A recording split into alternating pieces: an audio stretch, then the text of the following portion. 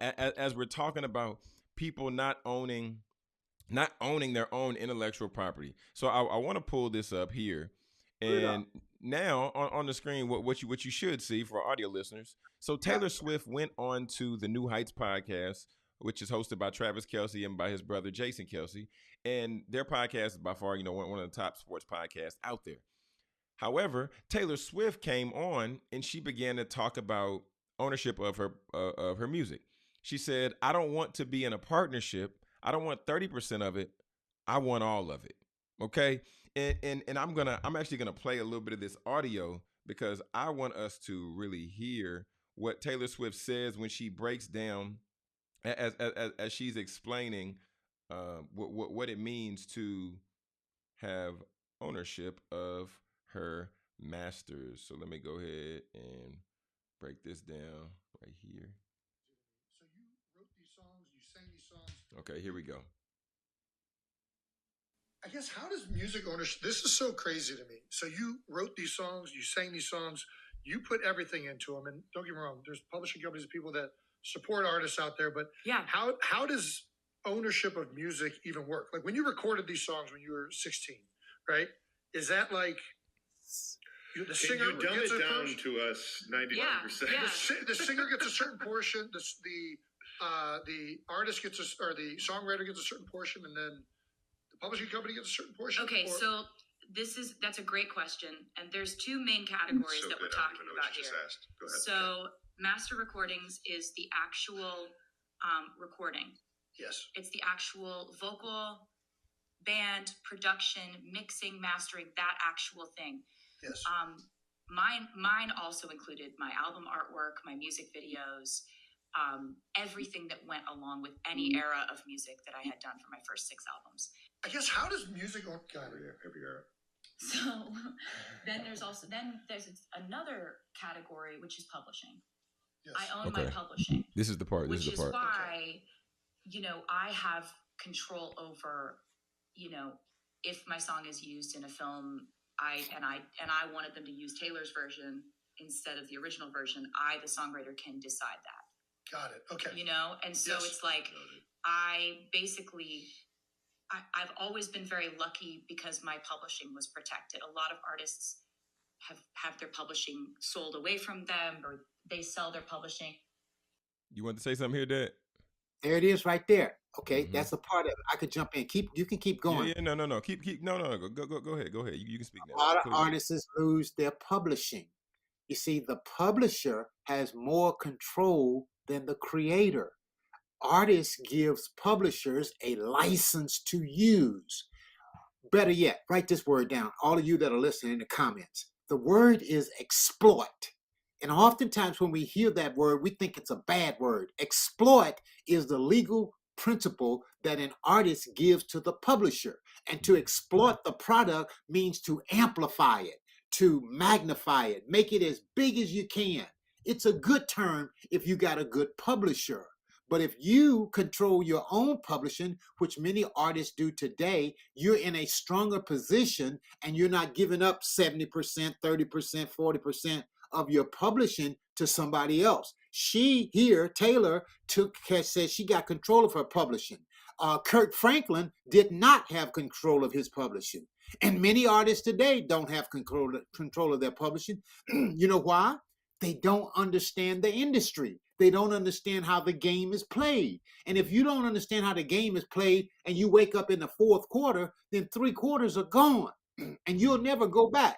The writer of Parliament, Funkadelic, Flashlight, that song, the guy, Atomic Dog and all that, George, I can't think of his name right now, George Clinton. George Clinton. He just filed a $100 million lawsuit over his copyright, over his songs that he wrote. Just like what she said, she wrote and performed these songs at 16 years old. What 16-year-old understands publishing? They don't understand it. It's a very complicated and complex industry. And so many book writers and artists today are freely giving away their intellectual property that could be bringing residuals for their family for the rest of their lives. It's time to wise up. It's time to be smart and protect our intellect. Protect your intellect. And that's what she's done. And she's protected her creativity. All right, John, Yeah. you got to maintain your publishing. Man, that's good. And then I'm gonna roll right here to Yeah, this other image right here where it says Taylor Swift's breakdown on the why it's important to own her masters. She said, if I never would have been able to buy back my music, because she just like she said earlier, she didn't initially own her right, publishing.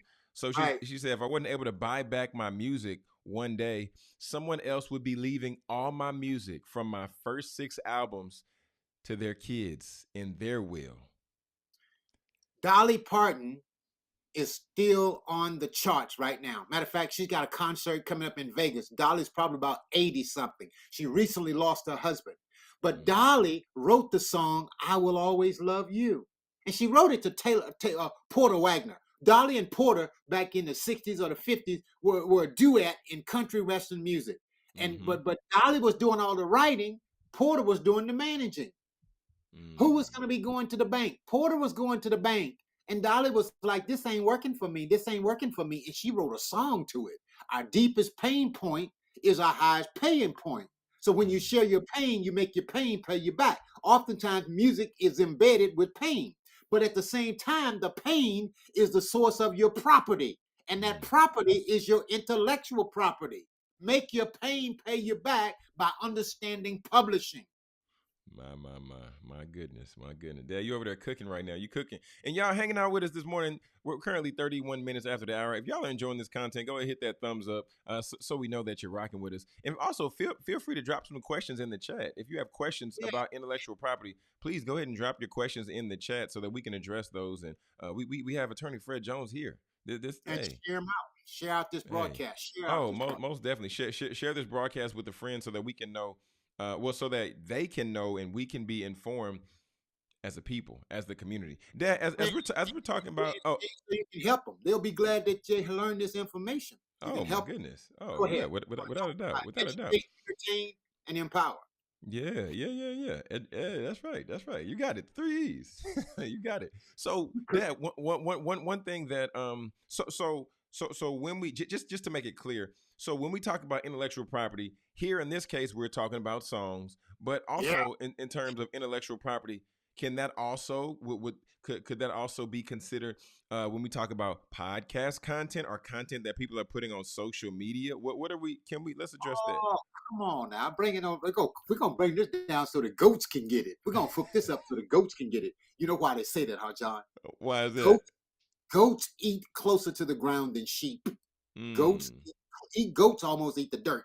Okay, so when we talk about intellectual property, we're talking about putting things that are in your mind into a fixed form.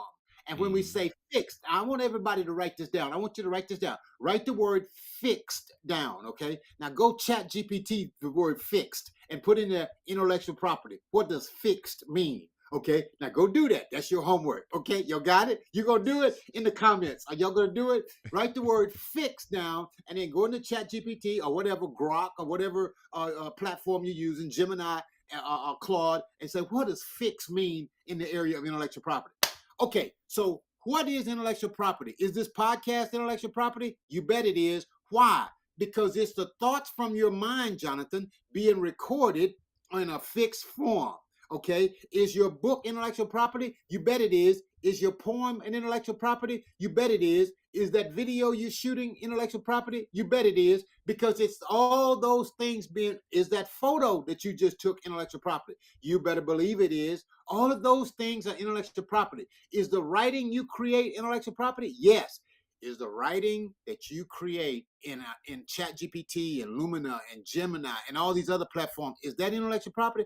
Yes, it is. But the question is, how do you get to own it exclusively? That's the question. How do you get to own it exclusively? And that's the slippery slope. And that's where you're going to want to get good counsel and get somebody to help you understand how you protect your intellect when you're mixing it with AI and ChatGPT and all the all the platforms that are out there. Wow. Yeah, because there are so many platforms and people. I've seen the debate. I've seen the people have the conversations. The people go back and forth. If I write a book or I put my information into ChatGPT, is ChatGPT the owner of my content now? Am I the owner of my content now? Who owns it? Phone Fred first. Phone Fred first, FredJonesLaw.com, people. FredJonesLaw.com. All right? FredJonesLaw.com.